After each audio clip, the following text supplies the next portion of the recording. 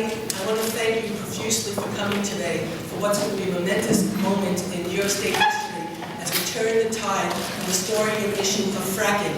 And I assure you, this is the moment. Right here, right now, and you are all going to be a part of history. We have an incredible crew of people who are here to speak, who have traveled far and wide, and we can't thank them enough.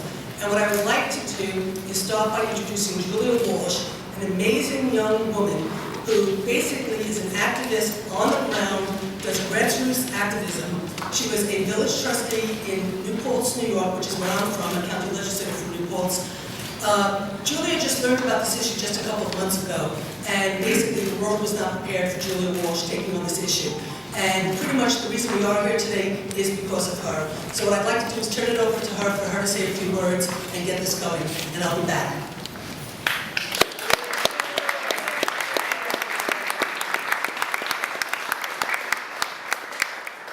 Thank you so much, and I definitely want to thank everyone here because it's because of all the work that's been going on for the past 2 years that we could spend this time together and talk about this important issue and the moratorium that needs to be brought to a vote right now in our state Senate and state assembly and signed by Governor Patterson into law.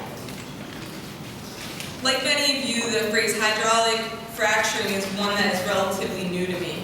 And as I learned more and more about it, it seemed to me that it's just common sense that the New York State government would not move forward hastily in issuing permits to drill, jeopardizing our health, water, air, and food supply.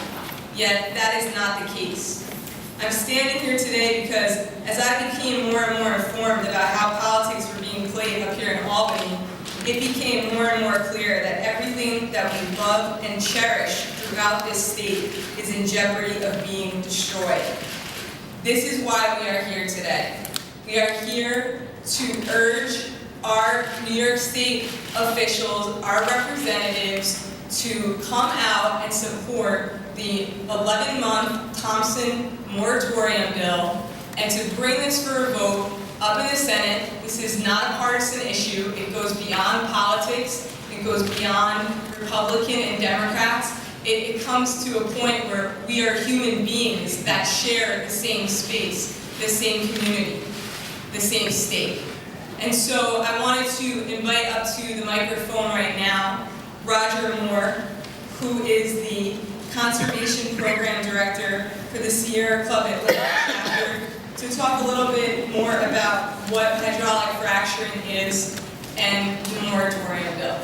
Thank you.